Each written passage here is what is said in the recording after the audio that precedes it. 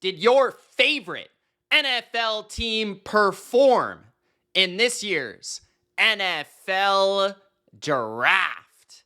Welcome, football fans, to my official 2025 NFL Draft grades. And of course, here on The Bottom Line View, we don't do it like everybody else. We put a spin on everything.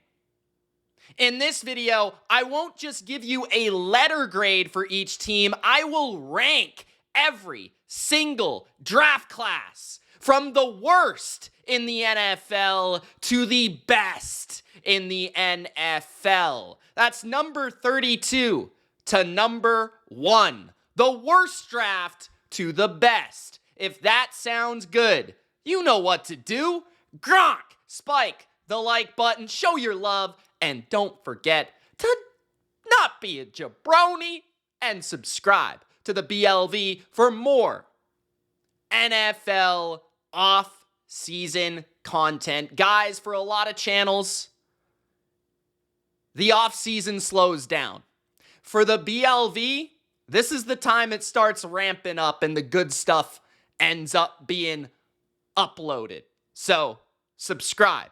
And let me know in the comments if you agree or disagree with my grades and my rankings. Now, when determining a grade and a ranking in this video, I'm looking at a few different things. First, did the team draft their needs?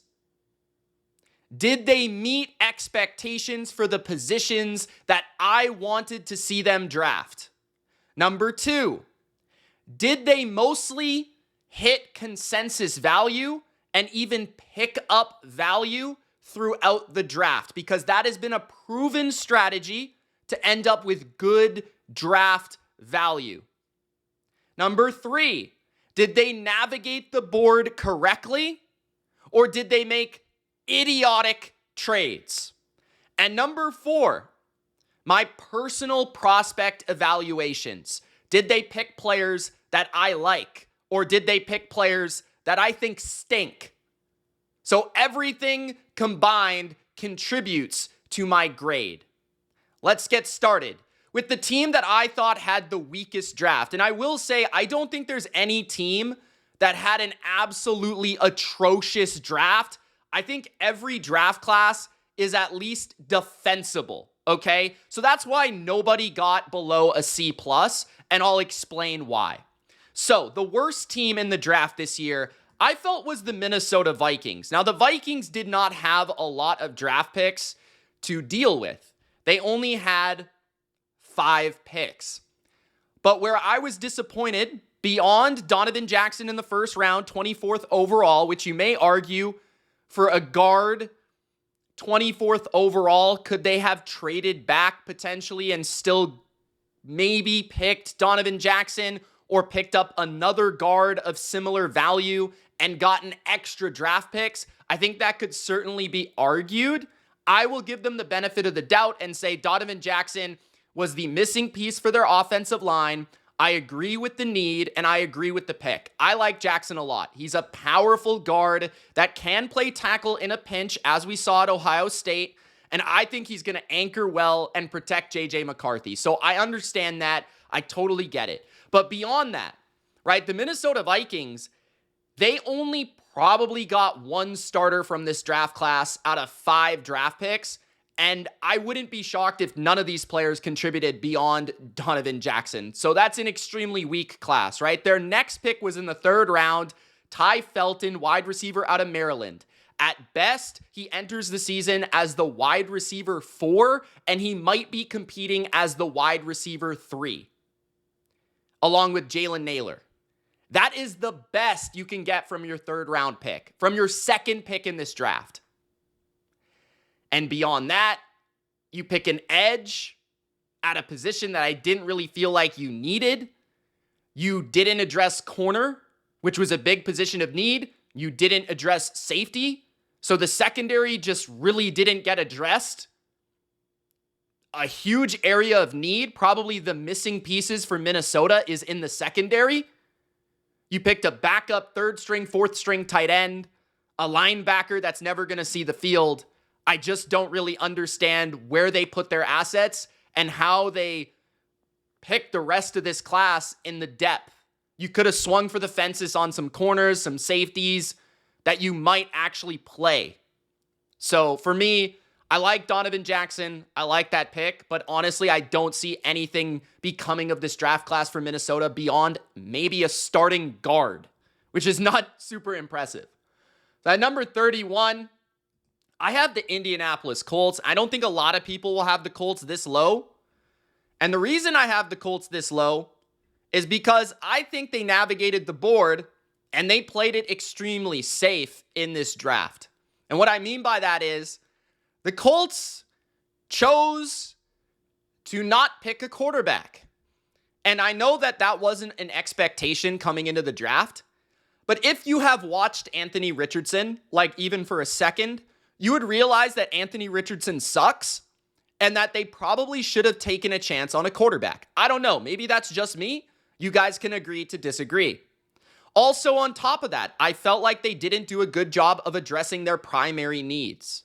Beyond tight end with Tyler Warren in the first round, I really don't like what they did. They avoided picking a guard in this draft where they do need a starter, okay? Specifically right guard. I think they're a little weak at that position.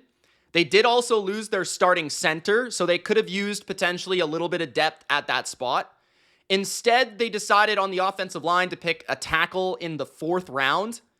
Okay.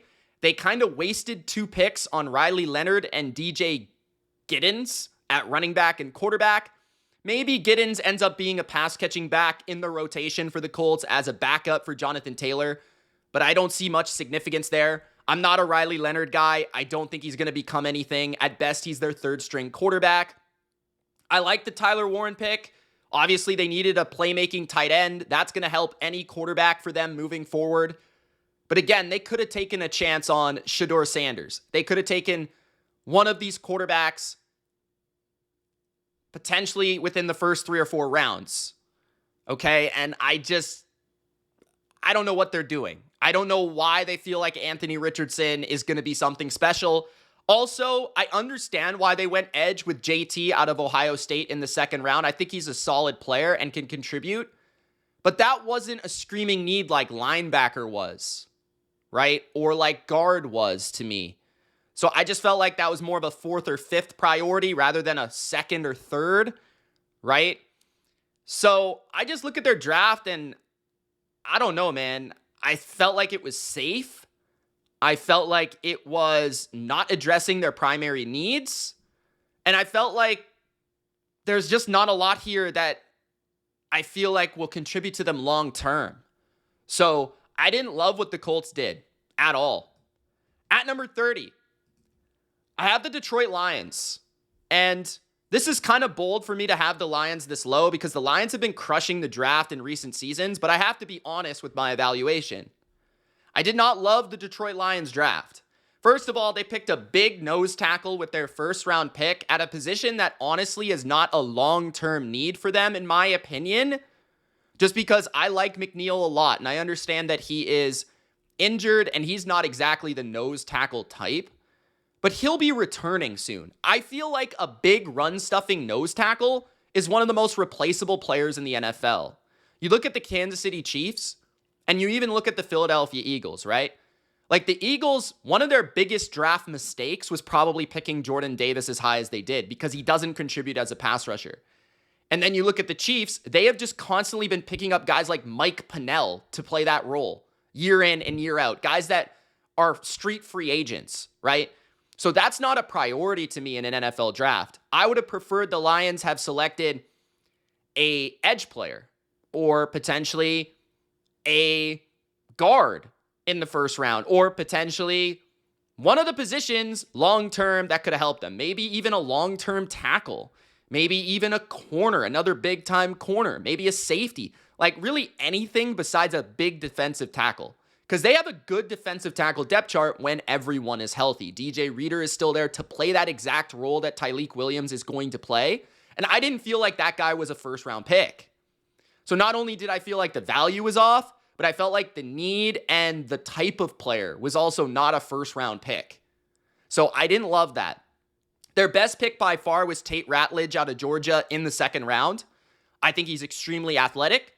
He plays with the edge that the Lions want to play with, bite the kneecaps, and I think he'll start right away at guard. So I really like that pick a lot, and that boosts him up. I also like picking up Miles Frazier later in the draft in the 5th round, another guard to help out with depth and potentially be a long-term starter. Definitely there was a lot of people out there that thought he should have went earlier than he did, so I give them credit. I thought the Isaac Tesla pick was extremely confusing given that they traded up for a player that wasn't supposed to go as high as he did. That was a Bill Belichickian move, in my opinion. Just a random guy that they really wanted, that they were totally focused on. And that's where you get in trouble in the draft, right? That's where you really do get in trouble. Isaac Tesla, to me, I don't see how he sees the field. For a contending team, I don't know how he sees the field unless there's a Jameson Williams injury. You have Amon-Ra, you have Jameson Williams, you have Tim Patrick, who was very solid for the Lions last year, and you have Khalif Raymond. So to me, you have 4 receivers ahead of this kid. Maybe he contributes on special teams a little bit. Maybe he's a long-term replacement for Tim Patrick, Khalif Raymond, and becomes a wide receiver 3 with speed and size. I understand why they like the prospect because of the size and speed profile. I just don't know. It's a difference between rebuilding a team and being a contender. I would have rather have used this pick in an area where they can contribute right away because the Lions are looking to win. This is not like the Lions a few years ago. So to me, I just don't understand that pick. I like the edge out of Boise State, especially with what he said to Dan Campbell. And, from a production standpoint, pretty darn productive guy, right? 32 tackles for loss, 22 sacks over the last 2 seasons. For a 6th round pick, that's not bad. And I definitely felt like edge was an area of need for them. So they picked up some value there. So overall, it wasn't an atrocious draft. I just felt like taking a big nose tackle with the 1st round pick, picking a wide receiver out of nowhere, not really addressing edge as well as I would have liked. That's kind of concerning. I just don't think they took advantage of this draft class the way that they needed to take the next step. That's my main argument. At number 29, I have the Jacksonville Jags. Jacksonville, to me, just had a very strange draft from the standpoint of, yes, you got maybe the best player in the draft. But at the same time, you didn't get anything else that I think is really going to help you. And that, to me, is not a good thing for a team that's still kind of rebuilding and restructuring their roster. Like Jacksonville, what position did everyone think they were going to pick in the 1st round? Defensive tackle, right? They didn't even pick a defensive tackle in the entire draft. So that's concerning. Second, they traded away a future 1st round pick when they were one of the worst teams in football last year. So I understand you have faith in Liam Cohen and maybe Trevor Lawrence to turn this thing around, but you could very well be picking in the top 10 again next year. That is big time value that you have lost and given away. As good as Travis Hunter is, potentially generational, you need to absolutely home run this season to be able to say that was worth it. And then not only do you pick Travis Hunter and trade away your 1st round pick, which I like the Travis Hunter pick, no problem with it. You double down by picking a corner in the 3rd round. So you picked a player, and the reason you traded for Travis Hunter is because your 2 biggest needs were wide receiver and cornerback, right? On offense and defense. And then you end up picking a cornerback who might be a slot corner, which you just signed Jordan Lewis and Jerrion Jones, right? Jerrion Jones is a rookie from last year who actually played pretty competitively. So to me, I look at their corner depth chart, I'm like, okay, how's this going to work? And then your 3rd round pick is a guard who has some flexibility to play multiple positions. Never a bad selection, but mostly viewed as a guy that's probably never going to be a high-end starter. Not a lot of upside there. You pick a running back in the 4th round with Tootin, a player that I like, has explosive speed. But I don't know, is he the 3rd running back on this roster to begin with? Maybe you move on from Travis Etienne. We will see. And then you pick multiple linebackers. That might be the strength of your defense. You pick 2 linebackers for no reason. Like, are you trading Aluakon? Are you getting rid of Devin Lloyd? What is going on there? I just don't understand this. At least they picked a safety in the 6th round. They picked 2 running backs. I mean, my goodness. This team just had a very confusing draft. They acted like they were a player away from being a contender, which they're definitely not. They then doubled down at the same position that Travis Hunter is supposed to play on one side of the ball with a corner as their second pick. They picked multiple running backs. They picked multiple linebackers. You couldn't have picked a defensive tackle. You couldn't have picked a third edge player. You couldn't have picked a tackle. You couldn't have picked a tight end. I mean, there were so many positions that Jacksonville could have addressed that they just did not. Instead, they're just picking a bunch of slot corners. At number 28, I have Cincinnati. Now, Cincinnati is more about, they address their needs, but I felt like they did not manipulate the board very well. They actually made 0 trades. Cincinnati is just so boring in that regard.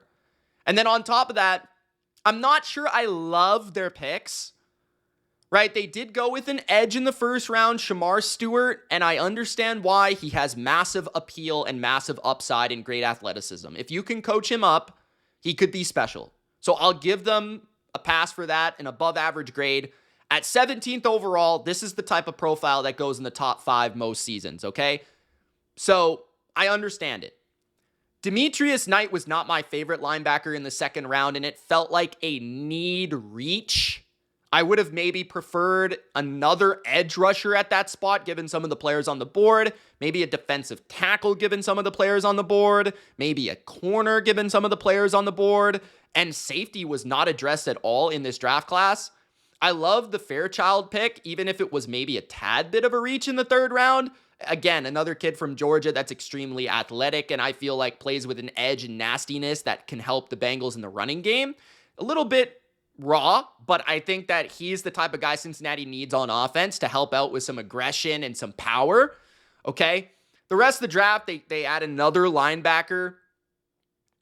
I don't know what's going on with Jermaine Pratt, so I can't really say anything. Another guard, and then a running back who can catch the football in Brooks. So I just thought corner, safety, not addressed. Some of the picks, Stewart has a lot of upside, but bust appeal. Knight felt like a reach.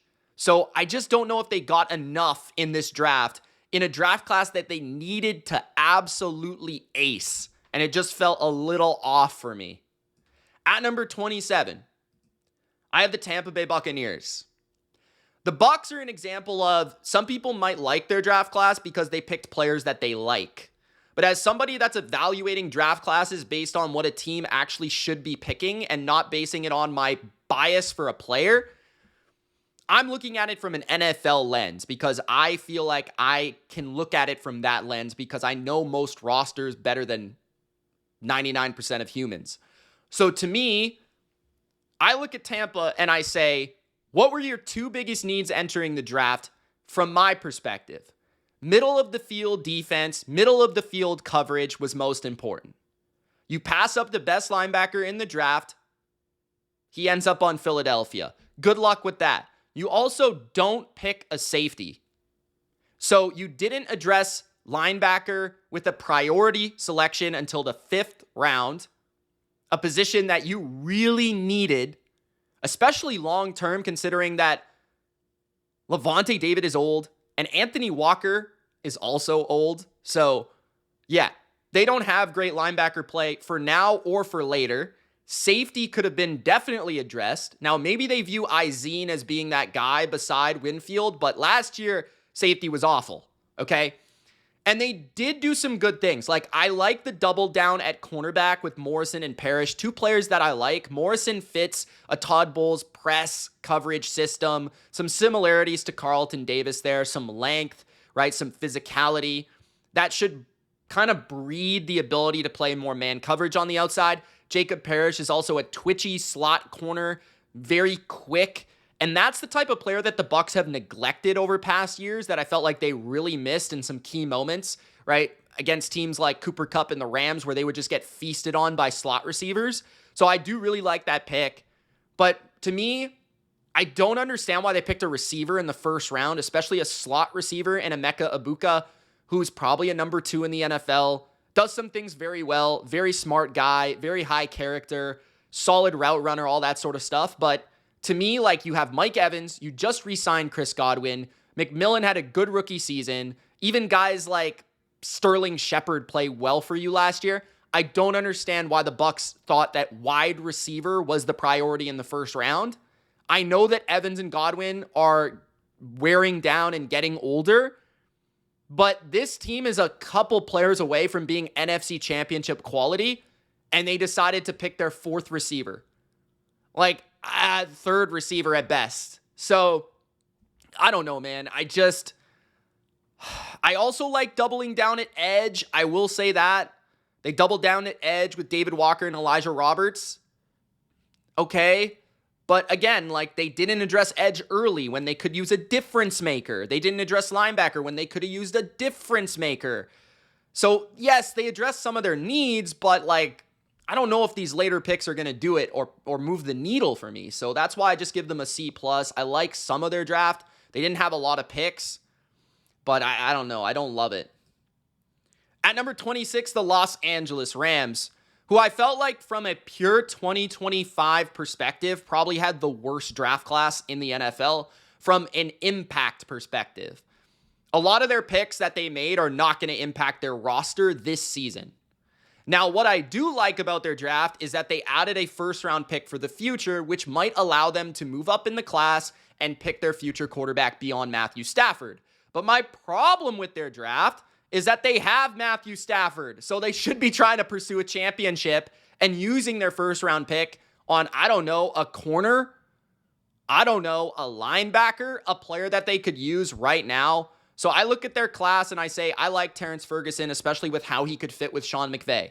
Very athletic, a lot of upside there. I'm very intrigued by that. He was a little bit of a reach, but I kind of understand what McVay is going for. Beyond that, you pick Josiah Stewart, who out of Michigan, who a lot of people like as a pass rusher. But the Rams have a great pass rush. Like, is this kid going to see the field that much? I don't know. He's a 3rd-round pick. Jarquez Hunter is your 3rd running back, probably. I understand that Kyron Williams had fumble issues, isn't the most athletic guy, could definitely wear down. But Corum was also selected with a priority pick last year. So, like, what are you doing here? You pick your 2 stronger positions in your 3rd and your 4th round. Then you pick, again, a defensive tackle. You just picked up Poona Ford. You've got Fisk, like Hamilton. Is he going to see the field? Maybe Chris Paul is the upside you need at the 5th round linebacker. But I mean, come on. And then you pick a receiver in the 7th round. He's probably not even going to make the team. So I look at this and I'm like, Stafford's probably pissed because, like, he signed on this team to win a Super Bowl again. And I just don't think they really added anyone that can help them do that. Who did they add here that's going to help them beat the Eagles? Ferguson potentially is the only piece. Other than that, it's a bunch of depth, guys that probably will never see the field in 2025 and are only there for the future. I do like that they got an extra first. Don't get me wrong. But that's about it. That's the only thing I really like about this draft class. At number 25, the New Orleans Saints get a B- because I at least give them credit for effort. Okay? I give them credit for effort. I also love Calvin Banks Jr. out of Texas. I think he could be a very good tackle, right? He had the most pass blocks, the most snaps, some of the most games played among tackles in this class, right? He started 42 games in 3 seasons for Texas. He's very athletic. He moves very well. He could be an awesome player, whether it be at tackle or guard. Some people see him as a guard, but I think that he's got upside to play left, to play right, to play guard, to be a good offensive lineman in the NFL. So I really like that pick. And I felt like with Banks, it allows you the versatility of moving Fuaga to the right side, to move Penning to guard, to do some different things to upgrade your offensive line. And Kellen Moore, coming from Philadelphia, understands the importance of building the line of scrimmage, okay? Now, after that, they go with the quarterback in Tyler Shuck in the 2nd round. I was higher on Tyler Shuck than a majority of analysts, so I give that a positive pick just for the chance that he's good, right? It's a 2nd round pick. It's not that big of a deal. It's not like they picked him 9th overall, okay? So I give them points for effort there. And Tyler Shuck, the thing I like about him too, is if Derek Carr is missing this season, he's an older prospect, doesn't have a lot of experience, but does play a mature game. He also has upside that guys like Shedeur Sanders don't have due to his physical skill set, his arm strength, his mobility. I think he also does a good job of not taking sacks and things like that, small things, mostly plays accurate brand of football. So Tyler Shuck is a guy that you can see if he works for a year. If he doesn't, okay, it's a second round pick. It's not the end of the world. So I totally understand that pick for sure. After that, I felt like they they just kind of reached on some guys like Broughton out of Texas at defensive tackle, a position that I didn't think was a huge priority. A lot of people thought they would pick edge early in this draft. That wasn't really addressed until the last pick of their class. Corner was probably, in my opinion, their weakest position entering the draft, and they didn't really address that until the 4th round with one pick with Quincy Riley. We'll see if he works out. So the Saints, I just thought there was a combination of like, should they have picked the quarterback? Should they have maybe just used this year to totally scrap everything and rebuild? I do understand why they went that direction. I actually give them an above average grade for their first 2 picks. But beyond their first 2 picks, safety was not really a now need, maybe a future need due to the age of some of these players. Corner wasn't really addressed the way that I would have liked. Pass rush wasn't really addressed the way that I would have liked, right? They did add Devin Neal to help out Alvin Kamara. Okay, that's cool. Wide receiver also could have been addressed a little bit better. So the Saints, I just didn't feel like played the last few rounds of their draft correctly. And overall, beyond the first 2 picks, which I totally understand, even if Shuck sucks, I just don't love their draft. So at number 25, I've got the Saints. Number 24, the Atlanta Falcons. So the Atlanta Falcons get a B-. This is a tough one to grade because they addressed their biggest needs, which was pass rush, and they did it in a manner that I don't really appreciate, okay? So Atlanta, you did get your pass rushers, but you did it in a way that I didn't like. So that's why it's really hard to evaluate them because, first of all, I'm not a Jalen Walker fan. They pick him 15th, so he fell a little bit on a consensus board. So most people will give them a high grade for that pick. But personally, I'm not sold that Jalen Walker is going to be a good NFL player because at the position that he projects best, edge, he's undersized. He's extremely undersized. He doesn't really have the length or the size that I think will allow him to hold up against the run in the NFL. Now, if they use him in a unique fashion, Raheem Morris should be able to do this given his defensive pedigree.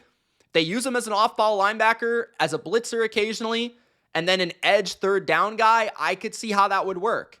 Okay, so I'll give them the benefit of the doubt. I also like James Pierce, but they traded a first-round pick to get another first-round pick to pick the same position they already addressed in the draft. That's a strange strategy, in my opinion. Okay? And you did this without knowing that your quarterback is any good, which is also kind of a strange strategy. If Michael Penix is not that good, you just wasted a first-round pick. So, I don't know. I'm just throwing that out there. That being said, if you look at Jalen Walker, James Pierce, Xavier Watts, and Billy Bowman, I like all those players to a certain degree. I also like that they doubled down at safety. Bowman has the versatility to potentially play nickel. I like his feistiness a lot. I think he's a gamer. And then Watts is a very solid split safety that I think could play the run well, play the pass well, highly intelligent, fits what they want to do in Atlanta from a coverage perspective. Not incredibly athletic, but that doesn't seem to matter in their system. So I like their safety selections. I like the players for the most part. I'm a little bit down on Jalen Walker. I'm actually higher on Pierce, I feel like, as a pass rusher than Walker. I also like how they might be able to fit in their system from the versatility. Pierce did some great things from a coverage standpoint, dropping back and being athletic. He moves very well. He's laterally quick. He can move. He's got speed, right? Same as Walker. So I can see how they'd use them as linebacker, edge player type hybrid players. So I'm intrigued by that. Right? But at the same time, they mortgage their future to fix their pass rush, and they still have needs elsewhere, right? Like they didn't address defensive tackle. They didn't address center. They didn't address depth of wide receiver. They didn't, like they're still not that good. These are the type of moves that teams make when they're close. And they think they're close, but they're really not that close. So that's the problem with Atlanta's draft. At number 23, the Denver Broncos. I have a B- for them. I'm just not sure that this class moved the needle for me the way that I wanted it to. And I did feel like there was some consensus reaches within their class. Now, I do think that Barron was a very good pick at number 20. When you really think about it, I thought a lot of people, expected a wide receiver here, a running back at that selection, and I would have been fine with those picks as well. But Barron does give them a playmaker in the secondary to complement what they already have, and Pat Surtain is their lockdown guy. Barron can play the nickel spot at a high level. He can do a lot of things, kind of like a Trent McDuffie does for Kansas City, where he's good in zone, good in man against, those quick receivers in the slot, and he's got enough size to play the size guys. And then he also can blitz. He can tackle well. Like, I totally see Barron being a marquee, top-notch nickel corner in the NFL. So I like that pick, right? Like a Murphy from Minnesota, a McDuffie from Kansas City, okay? Then I really like RJ Harvey. Despite that being a consensus reach, I'm a big fan of RJ Harvey. I thought he was like the fourth best running back in the draft. He's electric. He's got great vision. He's an explosive player. I love how he could fit in Sean Payton's screen game, his run game, and he gives them a home run threat out of the backfield. So I really do like that pick, especially in a draft class that lacked explosive playmakers, and then a backfield that needed an explosive playmaker, and a backfield that likes to use multiple backs. So Harvey will not have to be utilized as an every down player, despite maybe his ability to catch passes and do some things on third down, okay? Pat Bryant, I'm not the biggest fan of. He's just slow. Like, I'm not a fan of slow receivers. And as a third round pick, that seems a little bit much, but Sean Payton seems to have a vision for him. He even called him similar to Michael Thomas. We'll see. I mean, I don't know if he moves the dial for me in terms of the other receivers they already have in that room. So we'll see how that goes. Then they doubled down at edge, which I can understand for depth purposes. I'm not really sure how Savion Jones fits into their defense, so that's a little questionable. They picked a punter in the draft. They picked a third string tight end. So I don't know. I mean, I like Barron. I like Harvey. After that, I have a lot of questions. And I felt like, for the most part, they did reach on a lot of these guys. So at number 23, the Broncos just did not quite move the dial in Denver. At number 22, the Washington Commanders, who I gave a B-. My biggest flaw for this class is that the defense, they still suck. I mean, they didn't address edge. They didn't address safety the way that I would have liked. They did get a cornerback, okay, in Amos, who I like. I thought he was a first-round pick type of player, and they got him 29th in the second round. So that was a great value, their best pick of the draft. He will probably even start at perimeter corner, so I thought that was a great value in the second round. Connerly is a player I really like, their first-round tackle out of Oregon, who might also play guard, but I didn't think that was a priority. I thought they were going to spend their draft capital on defense, and they didn't. They spent their first three picks. They picked a tackle and a wide receiver, and then their last pick was a running back. If I thought they were going to pick a running back, it would be one of the better top-notch guys, because that would truly be an upgrade over what they already have. They didn't do that, right? Wide receiver, I thought they already kind of addressed that this offseason with Debo. I didn't feel like that needed to be addressed again because they did so many good things last year offensively through the scheme, right? And the manner that they play from the passing game. I didn't feel like wide receiver in Jalen Lane was necessarily a need in the fourth round. No edge rusher? Like, this team has a terrible pass rush. No safety? Those are the type of misses. Those are the type of egregious misselections where you should have addressed these areas of your team. It's going to come back to burn them in the long run, because this is a team that needed to fix their defense if they want to take that next step or if they want to stay the same in the NFC standings. To me, their defense is going to be catastrophic. Like, that is the reason they are going to fall short next year, in my opinion, because they didn't address these needs in the draft. Outside of Amos, I just feel like they didn't do enough to help that area of their team, which was the weakest area of their team. Connerly, I like long-term, but I don't know how he really helps them short-term. I'm not even really sure if he's a starter short-term. So to me, B-. I don't think there was enough urgency here from the Commanders. At number 21, the Miami Dolphins. Miami Dolphins. I give them like a B-. B. I feel like Miami, I really like their first two picks. I like both those players quite a bit. Kenneth Grant and Jonah Savaiinaea or Nia out of Arizona. Either way, two of the biggest, thickest human beings in the draft. Power City, and it includes a bit of an upgrade to their toughness, their physicality, right? That is an area that Miami, I've been screaming at their fan base. I've been screaming at Mike McDaniel and their front office to upgrade their power, upgrade their size, upgrade their toughness. Because without it, they won't go anywhere in the colder months. They won't do anything in January. So I do really like those two picks a lot. I think that Jonah will really help their run game, and I think he's a marquee fit for the power and the movement skills that he offers for that run game and for even the pass protection of Tua. Kenneth Grant, I thought, should have been a top 13 pick. Like, some people maybe viewed him as a bottom end of the first round. I really liked that pick because I viewed Grant as a very high-end potential nose tackle in the NFL. He's a freaky guy with rare quickness and size, and that's a blend at nose tackle that can lead to great results, okay? Beyond that, though, I understand why they doubled down at defensive tackle because they don't have a lot of depth, but maybe I would have preferred a safety or a corner in that fifth round. That third pick was in the fifth round, okay? That's not great. And then Jacob Marshall out of Florida, a corner, I totally understand addressing that. Dante Trader, a safety, totally understand that. I don't think they needed to pick a quarterback or a running back this year. I think they should have just boosted up the depth of their offensive and defensive line and done the best job possible on the line of scrimmage of just continuing to address those areas and taking as many dart throws as possible. I didn't think the Quinn Ewers, I didn't think the Ollie Gordon picks were needed this season. I felt like they should have passed those up and did something different. To me, overall, I don't dislike what Miami did at all. I actually really like their first two picks. I just feel like beyond their first two picks, maybe they could have traded back, and gotten more assets in the third and fourth round.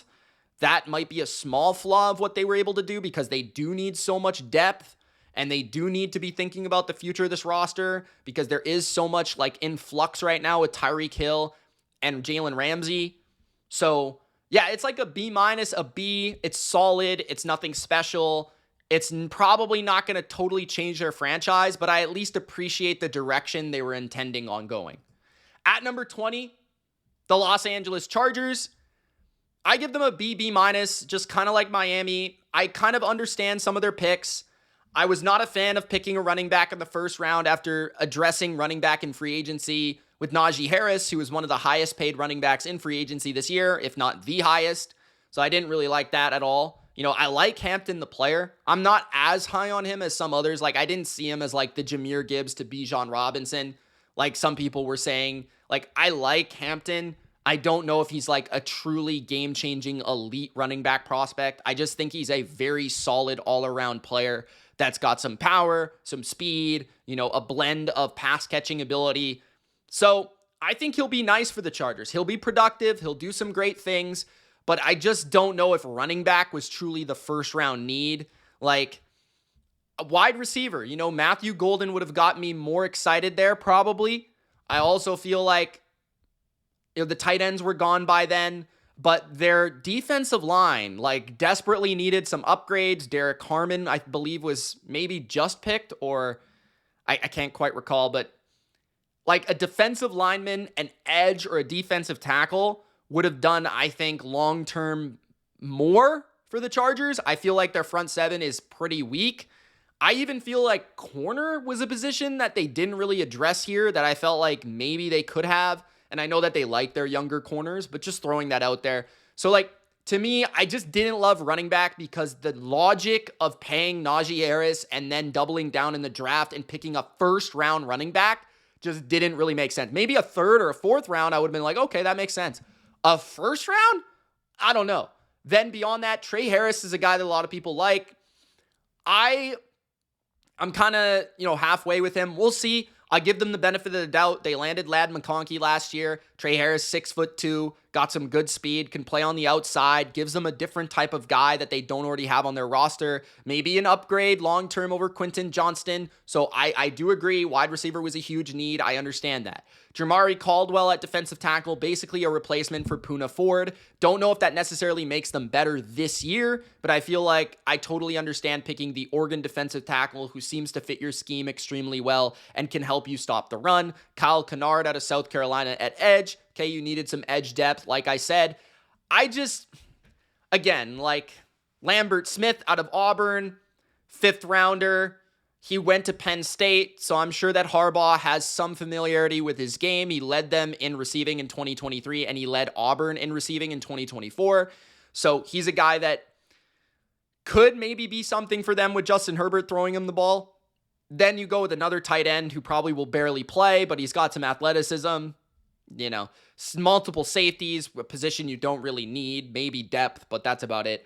So the Chargers, I was a little underwhelmed by their decision to go with running back first. And that kind of set the tone for the rest of their class for me, where I just feel like the positions that they truly needed, wide receiver, defensive tackle, edge, tight end, those positions maybe did not get addressed the way that they should have because they decided to go with a position they already addressed in free agency in the first round. So that's why I'm a little bit lower than most people on the Chargers here at number 20. At number 19, the Houston Texans. The Houston Texans, I give a B-. Their flaw for me is not enough offensive line picks, but I do see the appeal of their class. That's for sure. Like, I do like Jaden Higgins and Jalen Noel. I do feel like those two receivers could be number 2s and 3s for them long-term beyond Nico Collins. And the uncertainty regarding Tank Dell certainly allowed these picks to be reasonable, okay?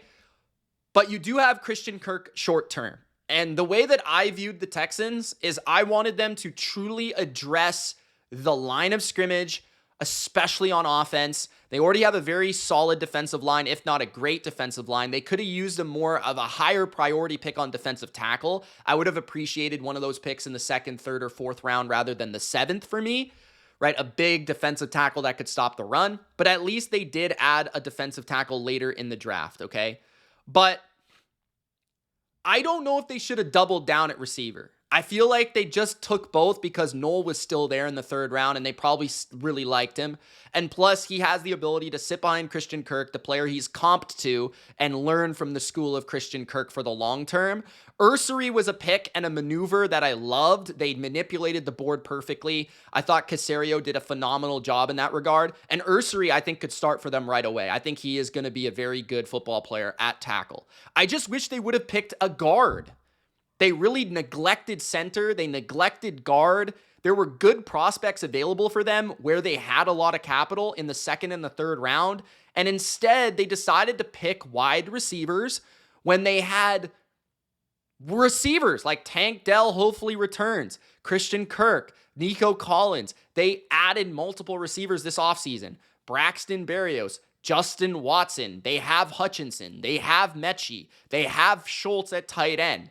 I wanted them to really get better on the offensive line, and I felt like the only pick that really allowed them to do that, and the only one they addressed offensive line, is Ursery. Now, I understand they brought in a bunch of free agents, but that's not long-term solutions. Those are only short-term solutions. So I don't know, man. I just don't think that this draft really helped them go from contender to, favorite. And that's what I was looking for them to do, because I really believe in this Texans roster. I really believe in CJ Stroud.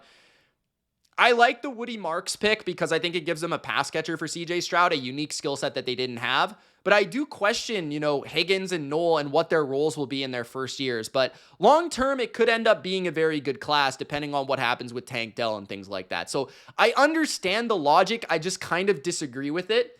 At number 18, I have the Green Bay Packers, a draft class that I actually recapped for Bleacher Report.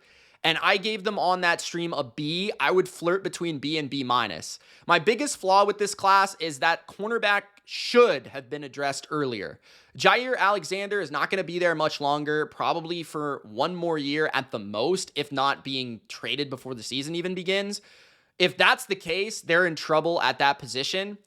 I do, for the most part, like the rest of their class. Like Matthew Golden, I thought was a player that they desperately needed. A game-changing wide receiver with speed and can create something in their offense. And I think Matt LaFleur will use his speed and his change of direction and his route running to the best degree, right? Get the most out of this prospect, get the most out of that speed, right? I think he will use him in the motions and use him in those ways that I think Miami utilizes Tyreek Hill and Jalen Waddle, like that sort of way. So I think Golden was a player that I've been looking for the Packers to pursue, a game-changing offensive talent. I've been screaming about this all offseason. Now, the Anthony Belton pick is one for the future at left tackle that I can understand the logic for that because Rasheed Walker only has 1 year left on his contract, and he's maybe not the long-term solution there. He's a passable tackle, but he's not excellent by any means. So I understand the Belton pick. It was a little bit of a consensus reach, okay? But at the same time, I like the upside of the power and the movement and how he fits within Green Bay's offensive line and system. I also feel like Green Bay's great at picking offensive linemen, so I give them the benefit of the doubt. But corner is lacking. Okay, corner is lacking, especially if Alexander is gone. I get it. Nate Hobbs came in. I get it. You like Nixon. But if Alexander's gone, it all falls apart for this defense in the secondary. You were already terrible against the pass last year, and you failed to really set the edge with some edge rushers until the 4th round. Baron Sorrell out of Texas, or Sorrell, either way, was an awesome moment for the draft. The way that he came out, he was the last guy. You know, he was all hyped. That was awesome. He's a power prospect. He's very raw. He's got some upside with that quickness and that power, but I don't know if he's going to really contribute. So I just felt like defensively, where the Packers needed to upgrade their pass rush and their coverage, they didn't do that in the short term. Instead, they picked their 6th wide receiver in Savion Williams. They picked a backup tackle for this year's team. And the only thing they really did for this year was add Matthew Golden. So yes, this was more of a long-term draft for them. I'll see how it really reflects in a couple of years. I do appreciate that the guys they took swings on later in the draft do have upside, like Brinson and Sorrell and Oliver. These are guys that maybe add some pass rush juice to the Packers, but I don't know if they did enough for the short term to really move anything for me this year. The Tennessee Titans at number 17, I give a B. My flaw is, did they do enough to help Cam Ward? Did they get a true difference maker on defense? Okay, so the Tennessee Titans, obviously you pick Cam Ward. I mean, that's hard to evaluate because most teams that needed a quarterback would have picked Cam Ward. But it does take a little bit of balls to pick Cam Ward at that spot because Travis Hunter and Abdul Carter were clearly seen as better prospects. So I'll give them credit for that because Cam Ward was clearly the best quarterback in the class. I do wonder how in a couple years we'll look at it if they maybe should have taken Hunter or Carter at that spot and maybe take Tyler Shuck in the 2nd round. Maybe that would have been the better approach. Who knows? Maybe they should have waited till the 5th round and picked Shedeur Sanders. But how were they supposed to know that? Either way, I feel like Cam Ward, was the right pick at this moment in time. And I think he can be a franchise tone setter and a game changer, and hopefully the next Steve McNair for them. Beyond that, I like the Kevin Winston pick at safety. That was definitely an underrated need for their roster, especially for a long term. He's probably not going to play much in year 1. There are some veterans ahead of him, but he's got a lot of raw tools to work with in terms of his physicality and his movement and his skill, where he can grow into a future starting safety. Oladejo out of UCLA was not my favorite pick.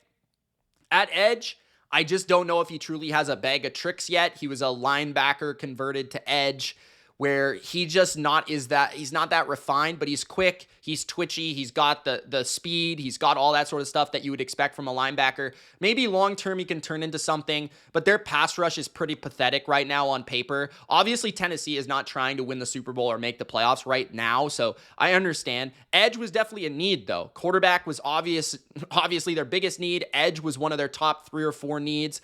Wide receiver was addressed in the 4th round. You do wonder if that was a little bit too late, with 2 wide receivers being picked in the 4th round, tight end being picked in the 4th round. So they went weaponry in the 4th round here. I just wonder if it was a little too late. But they did do, honestly, a decent job of addressing their needs. So I will give them credit for that. And as long as Cam Ward hits, this draft will hit, and this draft will be seen as a productive one for the Titans. If he doesn't, then it's going to be seen as a poor draft for the Titans. That's just the way it's going to go, even if they miss on the rest of their draft picks. At number 16, the New York Jets. I give the Jets a B. My flaw for them is that they missed out on a defensive tackle. I overall like the Jets draft class. I thought in terms of their first and second round strategy, it went about as good as you would have expected, with Membu in the first round and Mason Taylor in the second. Now, I will say that Mason Taylor, the 10th pick in the second round, feels like a bit of a reach on not like a special tight end prospect, but he's very, very well-rounded and solid as a receiver, and that was their second biggest need on their team. That being said, could they maybe have utilized that pick on a defensive tackle at that point, or on, another edge player at that point, or on a corner or something, on a wide receiver? There are questions about that, but it felt like they came in with a plan to address tackle and tight end very early, and they executed that plan. I do think Membu is going to be an absolute stud, so I love that selection at number 7, and I like that they decided to go with Membu over the tight ends that were on the board at that point, like Tyler Warren, who is kind of flirting with that as a selection for the Jets. Now, beyond that, Thomas is a little slow for my liking, but I can see how he fits in the third round as a press corner for Aaron Glenn. I just don't love his speed, and he's kind of going to be Brandon Stevens' long-term replacement, you would think. Now, other than that, they did try to address their needs at safety, linebacker, and wide receiver. Arian Smith, I don't know if that was the best fourth round pick I've ever seen. Malachi Moore is an interesting pick at safety in the fourth round. I think he could develop into something, especially on that depth chart right now. That's pretty thin at that position. So he's got some upside. And then they picked the linebacker out of Miami and an edge out of Miami in the final 2 picks in the 5th round. So yeah, adding some depth to positions of need. The only position that I felt like they really missed out on was a defensive tackle, and this was a very strong defensive tackle class. So not giving Quinnen Williams somebody to play with alongside him was a little weird and a little odd, but for the most part, I appreciate how they went about their structure. I think they could have maybe done a better job of playing the value game in the middle rounds, but regardless, I think it was a solid draft. Number 15, the Kansas City Chiefs, I give a B. My flaw for them is that they didn't pick a guard in this class, which was a little odd considering that's probably their weakest position on their offensive line. Josh Simmons was addressing their left tackle position, at least long-term, for the Chiefs. And this class will probably come down to, is Josh Simmons healthy or not? Does he turn into a premier left tackle or not? If he does, it's going to be one of the better draft classes of this entire draft. If not, then it's probably going to be a miss for the Chiefs this year. That's probably what it's going to come down to. But I actually look at their draft and I see about 4 picks where I could see them contributing to their team at a decently high level. Like Norman Lott could be their new Tershawn Wharton and a situational pass rushing defensive tackle. He's a similarly sized guy at 6'2", 291, undersized defensive tackle. But I could see how Spags could utilize him with Chris Jones to get that interior pressure. And then Gillette out of Louisville is a pretty experienced, powerful, 6'3", 264, 3-year starter with 40 tackles for loss and 26.5 sacks in the 3rd round. He's a guy that I could see easily contributing to the rotation of the Chiefs at edge, a position that they really needed last year. So I see the needs. Like defensive line beyond offensive tackle and guard were their biggest needs in my opinion. Now I do wonder what their plan is for guard. Are they going to move their early pick last year at left tackle to guard? Are they going to keep playing Caliendo? I don't know what they're going to do at guard, so I do have questions there. I also really like the Noel Williams pick. He's a classic Chiefs cornerback with press man-to-man skills at 6 foot 199. He's in that Charvarius Ward, L'Jarius Sneed mold. I could easily see him becoming something. They're very good at executing at the cornerback position in the draft. So I could see 3-4 players here really contributing. At the end of the day, they took a swing on Josh Simmons. If it works out, it's going to be a great draft for Patrick Mahomes and Andy Reid. If not, then I don't know. That's just going to set them back at the position even further. But it kind of comes down to his level of health. I appreciate what they attempted to do on the defensive line as well. At number 14, the Buffalo Bills. The Bills, I give a B. My flaw for them is I don't know why they didn't address safety.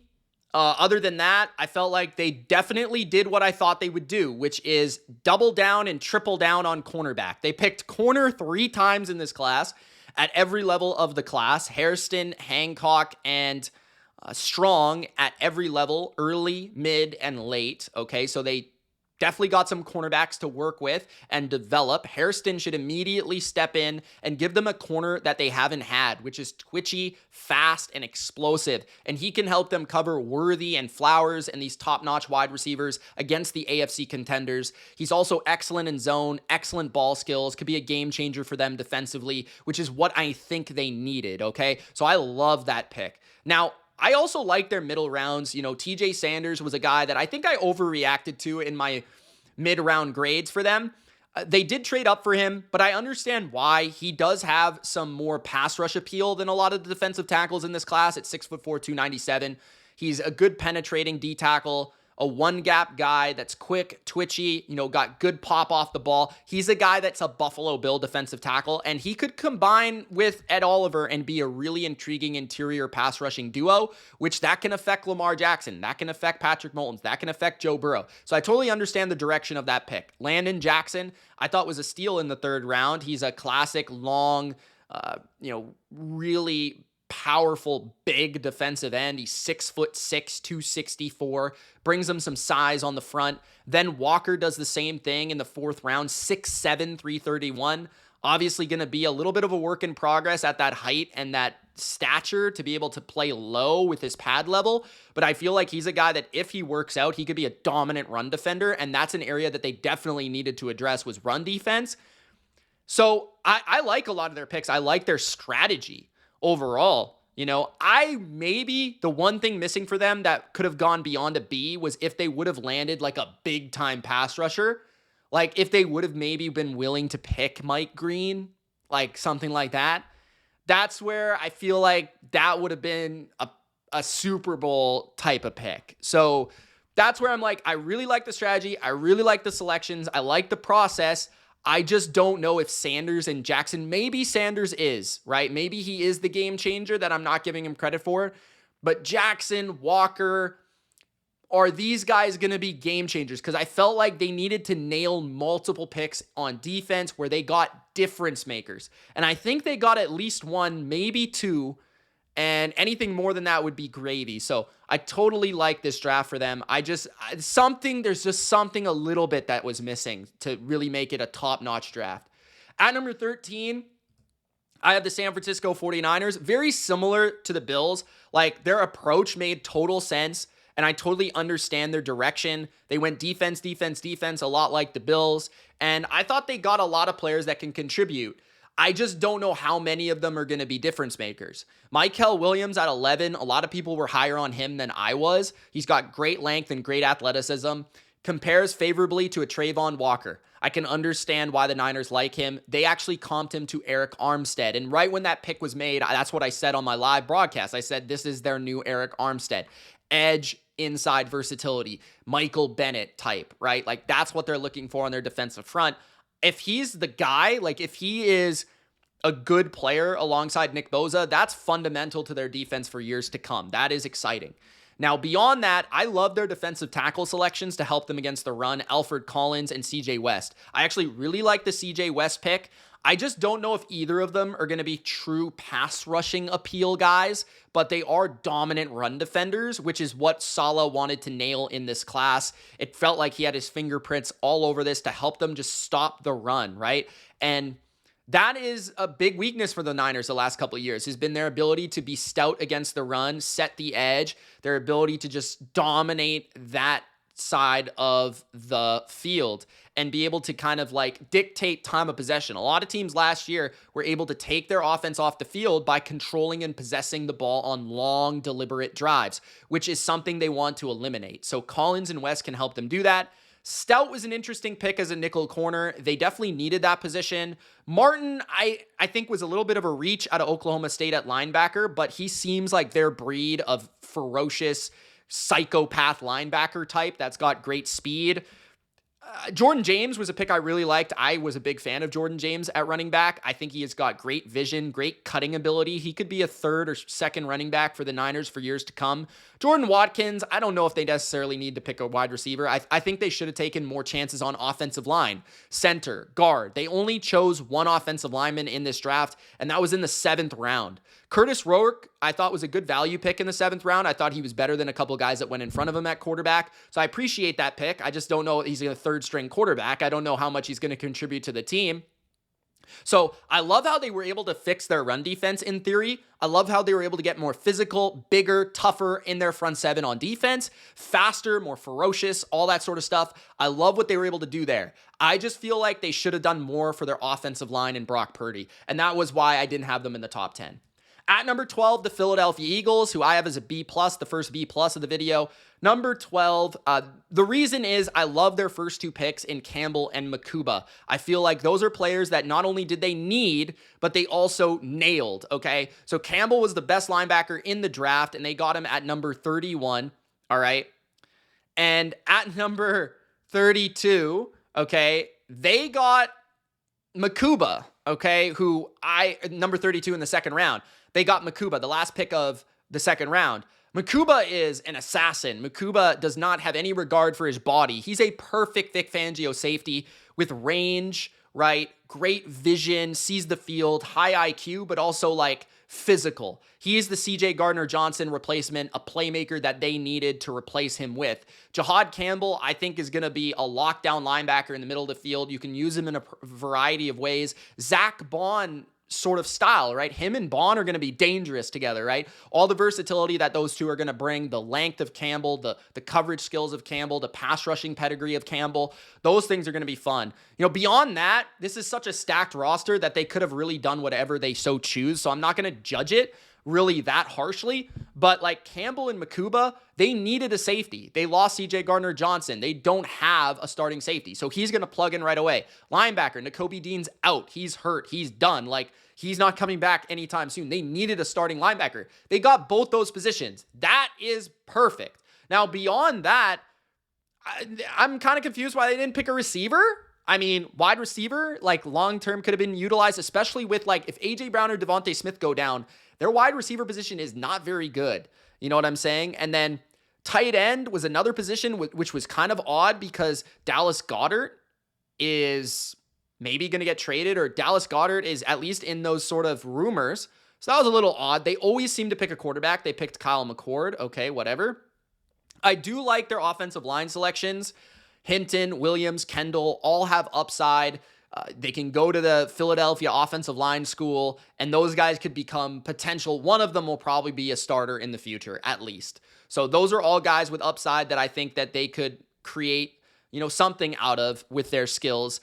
But no guard pick, given that they lost Becton. That was a little odd. No tight end, no wide receiver. So some things that kind of left them out of the A category, but those first two picks, most importantly, are just absolutely beautiful selections. I mean, I can't say enough about it. They also picked one of the best names in the draft at cornerback in Mac McWilliams, which is absolutely hilarious. He is also a corner at a low-key position of need, and we'll see if Fangio can make something of his skill set. At number 11, Las Vegas. The Raiders, who I contemplated all over this board for my draft grade. But I think ultimately what it came down to was I think they got a special playmaker in Ashton Jeanty at number 6, who's going to be the face of their franchise for years to come. He's going to be able to lead off the field and play the style of ball and give them an identity on the field that Pete Carroll wants, okay? Physicality, run the football, right? Eat the clock. That's a style that you're going to need against Herbert, Mahomes, and the Broncos moving forward. Beyond that, Darian Porter, the corner, was the most athletic cornerback prospect in this class. He is very raw, but 6'3", 195. He can fly. He was a Tariq Woolen, Seattle Seahawks type prospect, kind of raw, but so many good things could come out of him. He could be in a legit number 1 corner. He even kind of looked like Richard Sherman on tape to me. So that was a Pete Carroll type of pick. I think he could develop into their number one corner, and they desperately needed cornerback help. Now, I would have wished they would have doubled down at that position because I feel like that was a very, very poor position for them entering the draft. Safety would have been a position that I would have addressed. They didn't seem to address that position. Linebacker would have been a position I thought they would have addressed. They only picked one pick in the 7th round at linebacker, so I guess they're looking at that as short-term replacements with White and with Landon Roberts, but I think they need long-term security at linebacker and more athleticism at linebacker, and I don't really think that they have that right now. But they have a lot of upside here. Genty, Porter, Grant at tackle out of William Mary is a guy that could be a long-term left tackle replacing Colton Miller, a developmental tackle that has a ton of, just pure size, movement, like could be 3rd round pick. He is a guy that ESPN viewed as the 8th best prospect at this position, started 41 games in college. He's quick and he has long arms. He's a prototype, right? Then Thornton, 6'5", 205 wide receiver out of Tennessee, can fly.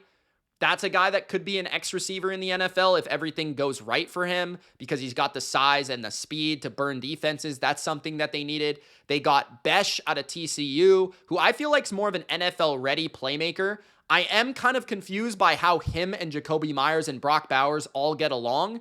But Besh, Myers, and Bowers, what they will do is allow the Raiders to dominate the middle of the field.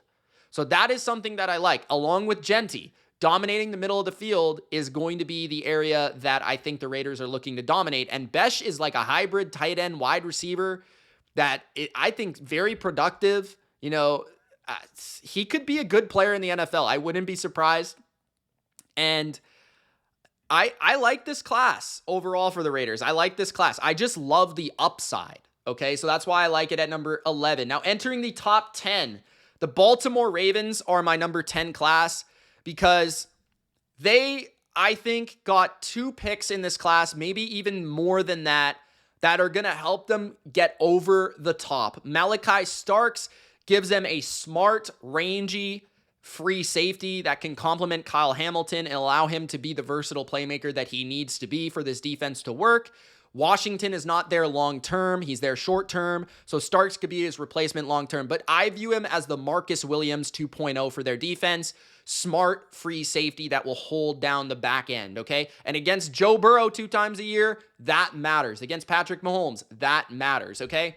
Mike Green in the 2nd round was one of the best value picks in the entire draft. Now, I understand he has off-the-field problems, and it's hard to give them points for a guy that everybody was passing up because of the off-the-field issues. So we'll see what becomes of that. But if he is able to play and able to get on the field, Mike Green is going to be one of the best players in this class. He is a top 10 player in this draft class, in my opinion. One of the best pure pass rushers in this draft. And what was I screaming about for Baltimore to get?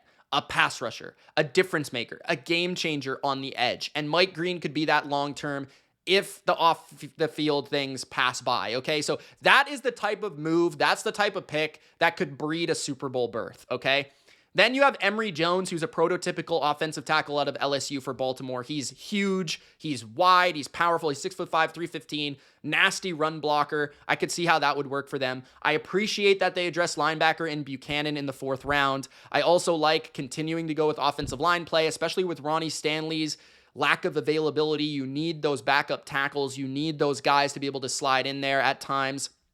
They picked a kicker, which was interesting. I wonder how, Justin Tucker's future will end up. They went back to corner in the 6th round. There wasn't really anything that I look at and say they should have picked this, honestly. Like, maybe corner and guard should have been higher priorities for their team. Guard especially, given that they did lose a starter this offseason in Makari. But I think they're already confident in their in-house options. So those are nitpicks. But they also had 5 6th-round picks, which is absolutely insane. But the Ravens, I think their first 2 picks especially are going to be difference makers, which ultimately that's what I was searching for from the Ravens. At number 9, I have the Chicago Bears, who I think are a bit of a volatile class in terms of people's opinion on it. I feel like some people will love it, some people will hate it.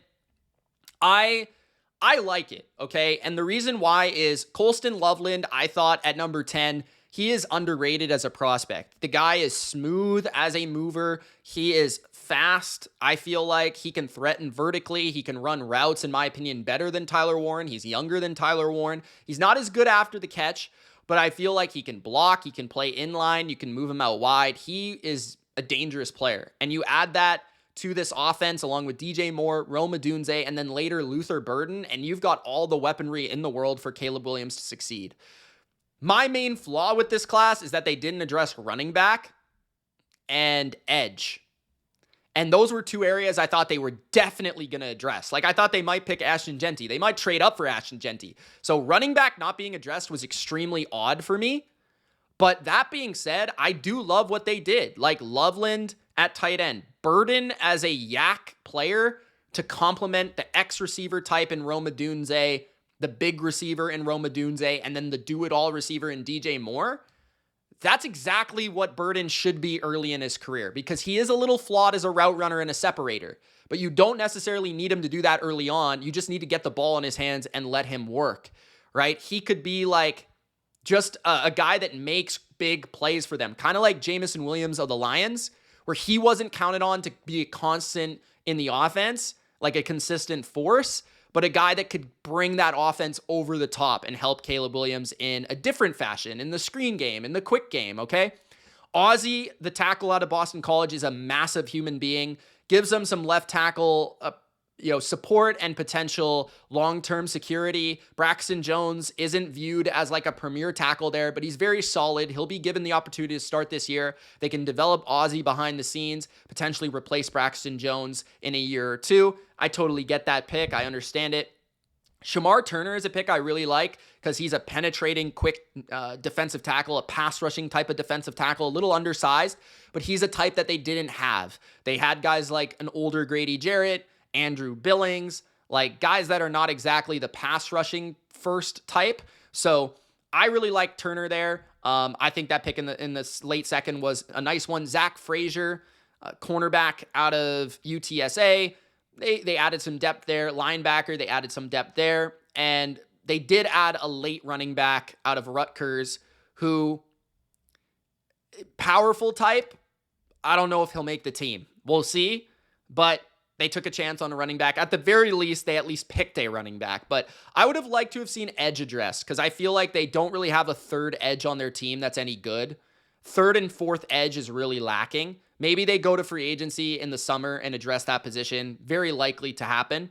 I'll just float that out there. But overall, you get a difference-making playmaker, multiple of those. You get long-term security at tackle. You get an interesting defensive prospect to help an area that you didn't really have, a player that you didn't really have.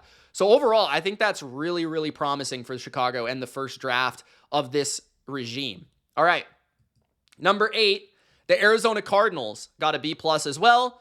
My only flaw for the Cardinals is that they didn't address offense really that effectively, wide receiver or offensive line, until really late, okay? They didn't actually even pick a wide receiver, but they only picked an offensive lineman in the 6th round. But they did go about addressing their defense, which I love, and this is what I was looking for. Now, I'm not the biggest Walter Nolan guy, but I can see the upside there. A 3-tech that can get to the quarterback is always extremely valuable. So if they thought he can be that guy, even with his inconsistencies, if they can teach him and they can get him to be consistent, he could be a difference maker for them, and he can learn from Calais Campbell and Dalvin Tomlinson and the guys that are in front of him right now. So I like him being able to kind of come off the bench early in his career and develop. So Nolan, and then they got to, have their cake and eat it too. I mean, they were able to put that cherry on top with Will Johnson in the 2nd round.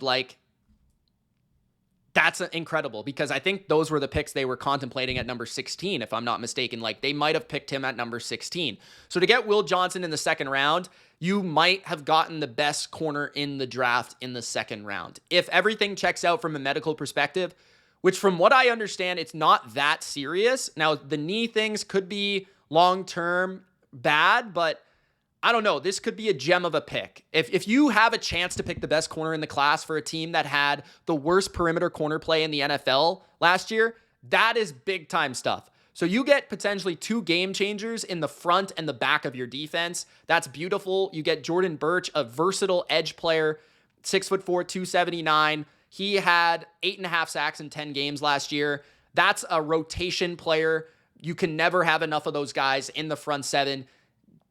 Again, edge, love to see that. Cody Simon, they definitely needed a linebacker. That's a guy with plenty of experience. He led Ohio State with 112 tackles in 2024. I think he could help them against the run. And he's also,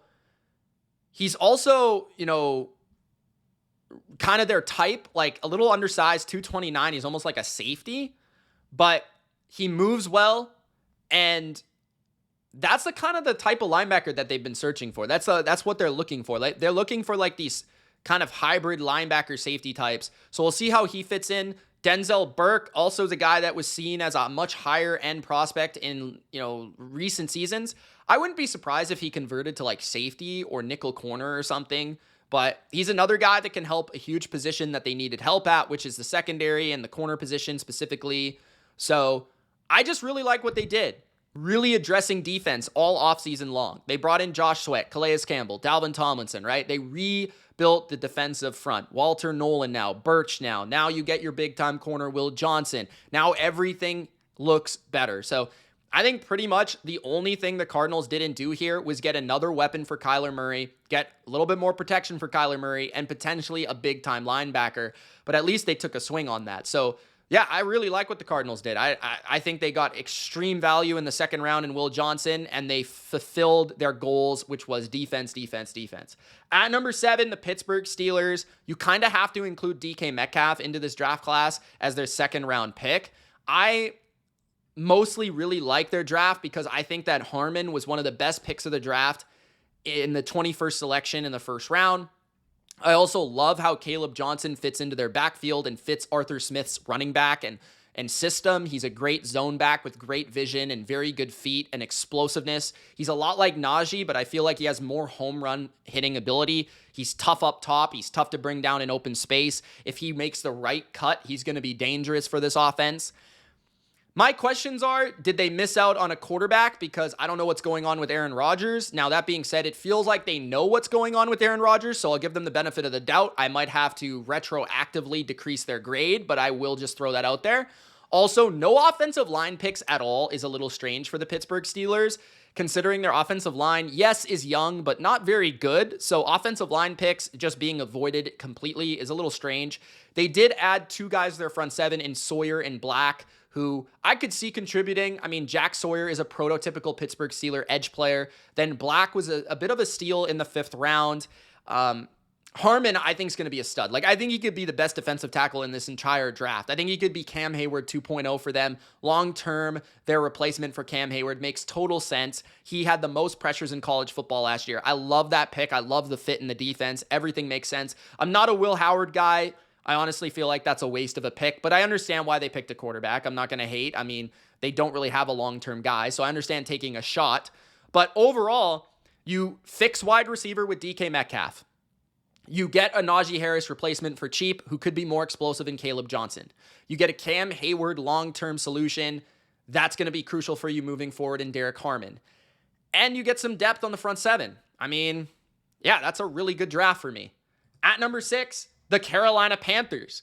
Carolina Panthers, I love their draft. The only thing I can really say is why did they not pick a cornerback? But other than that, I think that Carolina crushed it. I just love their overall early round strategy, picking T-Mac early at number 8, which was a surprise. I thought they were going to go edge early, but the way they did it and executed their plan made total sense, especially with what value they got in the second round with Nick Scorton out of Texas A&M, who could be a big-time player. Like, a lot of people thought he was a first-round pick. They got him with the 19th pick in the second round. He might be their edge 1 for years to come. If he can just get a little bit smaller like he was at Purdue, he's a good pass rusher. He could be very productive for the Panthers in their defense. So I think they might have just gotten 2 foundational players in the first and second round for their offense and their defense. They fixed their biggest offensive flaw, which was X receiver, a guy that can get downfield, make plays for Bryce Young, be his number 1 guy. That's McMillan to me. Smooth, right? Quicker than fast. Great hands, great red zone target, jump ball winner. That's what Bryce Young needed. Now all the other weapons around him just become so much cleaner and understandable.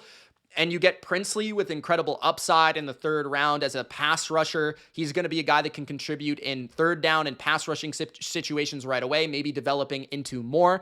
So that's a guy that a lot of people thought would go in the second round, went in the third round. So they got double down at edge. I love that idea. I love the idea of addressing your biggest need at wide receiver on offense and then doubling down at your other biggest need on defense at the edge position, where you can start multiple players.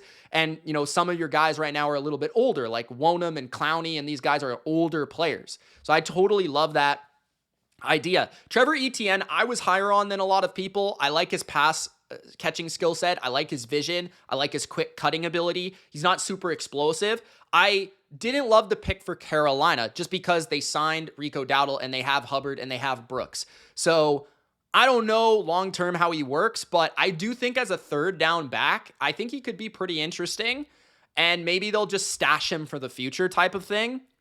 I do like Ransom out of Ohio State. I think he could be a contributor right away. He'll be a safety, a position they really needed. He can cover tight ends. He's big and fast.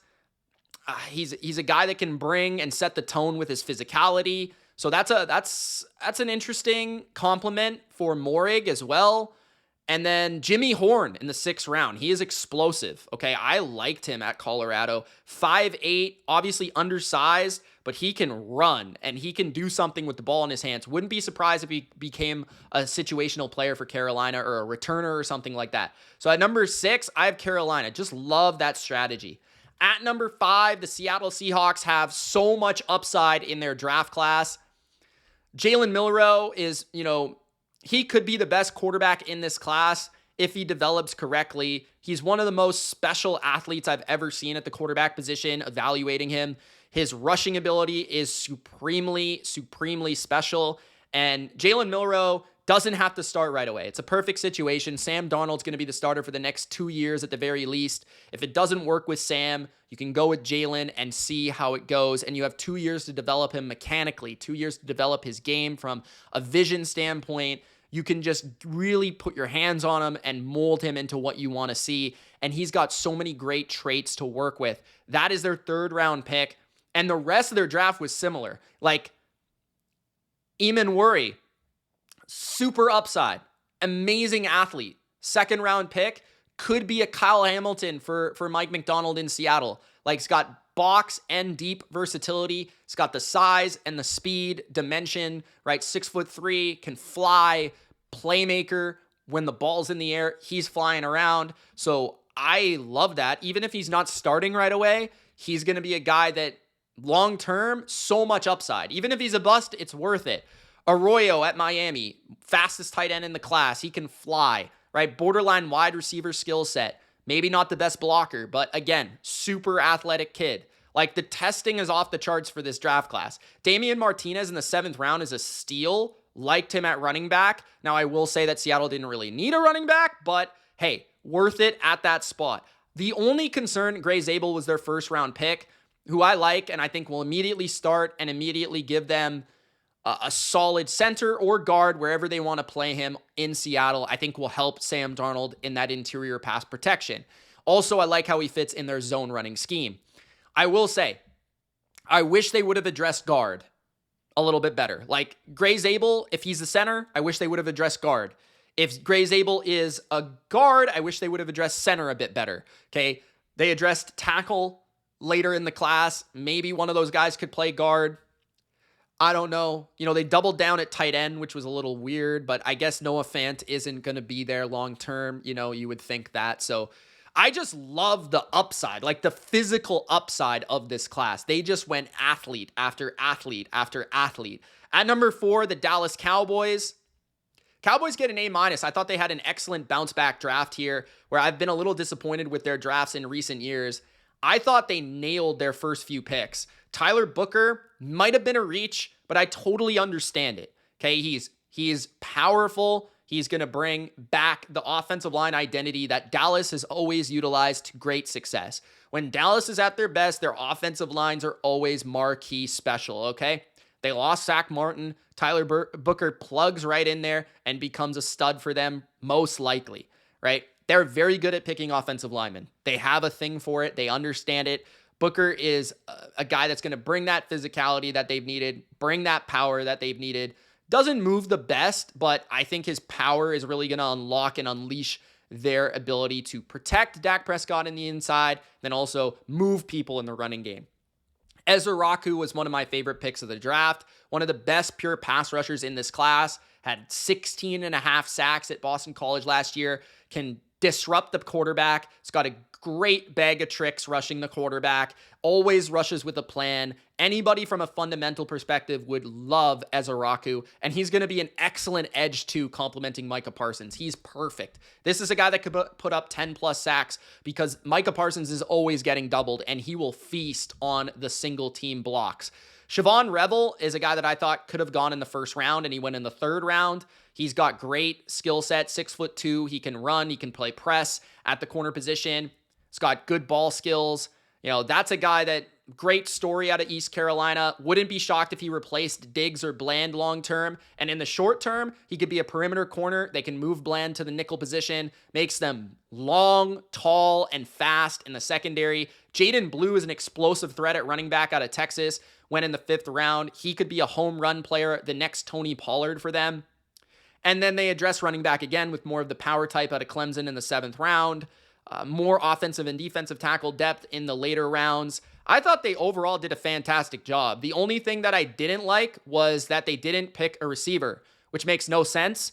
Maybe they're looking for a wide receiver in a trade or in free agency or something. They definitely need a wide receiver, but they weren't going to hit on everything. And I think what they did was they picked their most talented players, that they thought were going to help them, at positions of need. They went line of scrimmage early, which I appreciate from Dallas. They went with potentially, this is what I love. I mean, they maybe got 3 guys I thought were first round picks with their first 3 picks. Then they got a running back that I personally adored in Jaden Blue because he's a home run hitter. I mean, that they got 4 or 5 guys that are going to start in this draft class. So that is a beautiful draft for me. Next, number 3, the Cleveland Browns. They get an A-. This is a tricky one because I could see some people loving this class and some people hating this class. I didn't necessarily love going with Mason Graham at number 5 after trading back, but what I love is getting the trade back, getting a future first to potentially put them in position for rather 2 studs in the first round to help their roster long term and the quarterback that maybe they hit on this year. Or if the quarterbacks don't hit this year, they could get a guy next year. So I love the process of what Cleveland did. I love that idea, that concept for Cleveland. That being said, Dylan Gabriel, I'm a huge fan of. I made a video about him. I think Dylan Gabriel as a late 3rd round pick, a lot of people clowned it because he went ahead of Shedeur. I thought he was better than Shedeur. I think he will be better than Shedeur. And I wouldn't be shocked if Dylan Gabriel was shocking the NFL in the next couple of years with his ability to just process information, a stronger arm than people think, moves better than people think, and just plays football. He's a playmaker. He's undersized, but in Stefanski's offense with a good offensive line in front of him, I think he can execute everything in that offense. He moves well enough. He's got a strong enough arm. It does concern you a bit in the cold weather in Cleveland, but I think overall, Gabriel was a great pick in the 3rd round. I like their running back picks, but I don't love them. I wish they would have went with Henderson over Judkins. So a little bit of a miss there, but Judkins is the power type that they don't really have in their backfield. They went with Sampson in the 4th round. Now, the one complaint I'll say is, why did they pick 2 quarterbacks and 2 running backs? That just feels a little bit redundant. Like, that being said, though, Shedeur in the 5th round, why not at that point? I mean, why not take a chance, even if it's going to be a bit of a distraction, even if he's not going to play in year 1? Give him a chance, see what happens. Maybe he is the guy. Why not? I mean, why not? And then ultimately, 2 quarterbacks, hey, one of them might hit. One of them, if not, oh well, we got 2 firsts next year.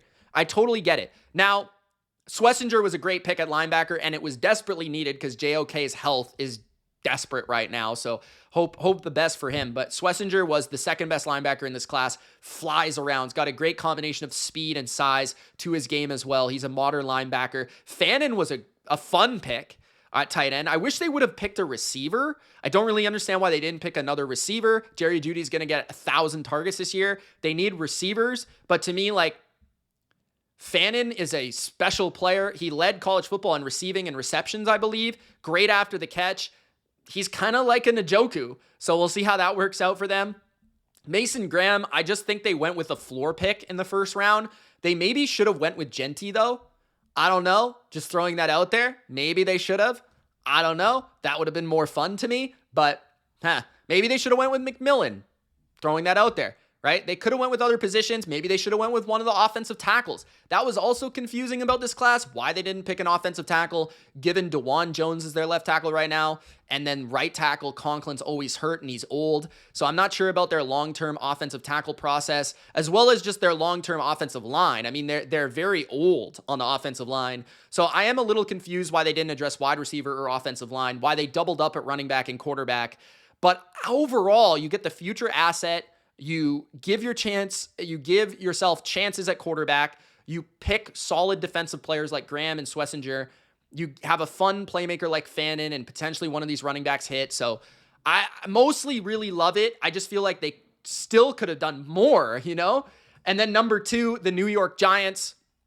The Giants have 5 players in this class that could play for them at some point this year, if not in the future. And I feel like they have a chance here to reset their franchise with this draft, which is all you can really ask for. First of all, I think Abdul Carter will be one of the best defensive players in the NFL. So that's a home run pick at number 3, and you can't complain. They could also end up trading or moving on from Kayvon Thibodeau and saving a lot of money and potentially getting extra assets from that.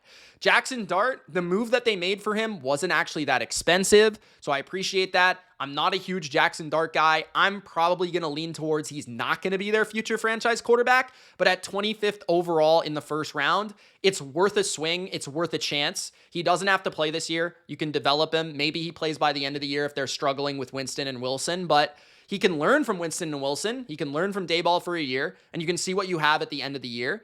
And maybe things go well. I mean, I think that inside that offense with a lot of RPOs and play action, he's got a hint of mobility and things. Dart's got that swagger, that aura. Things could work out for him, but if not, it's just, it's not a crazy move. You're not giving up a future first. It's a chance at something, which I appreciate. But I love Darius Alexander, who's a powerful defensive lineman. He's going to be a great guy to put alongside Dexter Lawrence. That's going to be a dominant duo inside with a ton of power and size. Mbo out of Purdue was one of the steals of the draft at guard. Does have shorter arms for even a guard prospect, but I thought his power and his movement, people thought he would be a 2nd or 3rd round pick. So that's obviously a really good value. I have to give them credit for that. And offensive line's an area that I wish they would have done more, which is why it's not a true A. I wish they would have picked a tackle or another guard or a center. I wish they would have done a little bit more on the offensive line, but they got a defensive tackle starter. They got a superstar in Carter. They got a potential franchise quarterback in Dart. They got a complimentary running back in Cam Skattebo who can do everything well and is ready for the NFL with pass protection and pass catching skills. And he can complement Tyrone Tracy in a totally different fashion with power, right? And then they added a depth corner, which they definitely needed, and a depth tight end, which they definitely needed. So the Giants really did not miss in this class. The only thing I could say is with those extra picks, maybe they would have been able to pick up more offensive line help, but that's about it. That's the only complaint. At number 1, it is the New England Patriots, guys. I know that I'm a Patriots fan, but the Patriots had the best draft among all the teams in the NFL this year. From the point of matching needs, getting players that I actually like, getting consensus value, all the reasons under the sun, the Patriots crushed this draft. Will Campbell could be a future franchise left tackle for Drake May. That's all that needs to be said. I love his demeanor. I love his attitude. I love his potential leadership here. And if he doesn't become a stud left tackle because of the length concerns, he could be a stud left guard. Okay? So I like that. Travion Henderson at running back, one of my favorite players in the entire draft. He was one of the best pass blocking prospects at running back that Chris Ballard had ever evaluated. He said that outright. He is a great pass catcher. He's got James White type of flair, but also so much more explosive. I mean, he could be a 3-down back, plus having one of the best pass game skill sets in the NFL. That's a beautiful thing for Josh McDaniels. That's a match made in heaven. Kyle Williams was one of my favorite receivers in this class. He was top 3 or 4. in my opinion. He's an X-receiver who, yes, is undersized, but he can release off the line of scrimmage, he can fly, he can burn people down the field, and he can create after the catch. That is a player that the Patriots needed desperately. They got so much more explosive on offense. Campbell in terms of his movement skills in the running game, Henderson in terms of his home run hitting ability, Kyle Williams in terms of his deep threat ability and yak ability. Jared Wilson is a great athlete as their future long-term center. Bradbury short-term, Wilson long-term. Wilson was the best prospect at center in this class. They got him as their 4th pick. That's beautiful. Craig Woodson gives them a safety that they didn't have. That smart free safety roamer type with great high IQ. Farmer and Swinson on the defensive front were both consensus values by where they took him. Swinson has a great pass rushing appeal, which they did need more of on the edge. Farmer was a player that can just add some beef and some pass rushing flair to their interior and just contribute alongside Milton Williams and Christian Barmore and the rotation there. And then later in the draft, they pick up a kicker potentially, which has kind of been a need for them for the last couple of years. And they just add depth. You pick a long snapper, which was just Patriot, prototypical Patriot. But I mean, they got value on the defensive front later in the draft, which was not a huge need. They needed to go offense early. They did that. Offensive left tackle, potentially long-term Drake May wide receiver 1, potentially Drake May running back 1. They did that in the first 3 rounds. They got a center. I mean, guys, we could be looking at the class that sets up Drake May to be successful for the rest of his career. We could be looking at a left tackle, a wide receiver, a running back, and a center. Basically the 3 or 4 positions that you need to have if you're a successful quarterback, right? The guy that's snapping you the ball, the guy that's protecting your blind side, the guy that you're throwing to, and the guy that you're handing the ball to. That is a unbelievable draft class for Mike Vrabel, for Elliott Wolf, for the Patriots. So that is my ranking of every draft class this NFL draft. I hope you enjoyed this long, extensive review and recap, and let me know in the comments what you guys thought. If you agree, if you disagree, which do you agree with? Which do you disagree with? Don't forget, don't be a jabroni. Subscribe to the channel, and I'll see you soon with more draft recap and review coverage coming for the rest of the week. Peace, guys.